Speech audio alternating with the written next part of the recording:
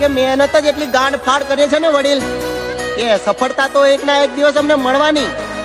નફરત તો ઘણા બધા લોકો કરે છે અમને, પણ કોઈની ગાંડમાં તાકાત નહીં અમને અડવાની. પણ ચકલા કોઈ દી બાજ ન બને યાર. अरे पण मी खरंच तुझा ओरिजिनल बाप आहे. And I say fuck you and your mom too.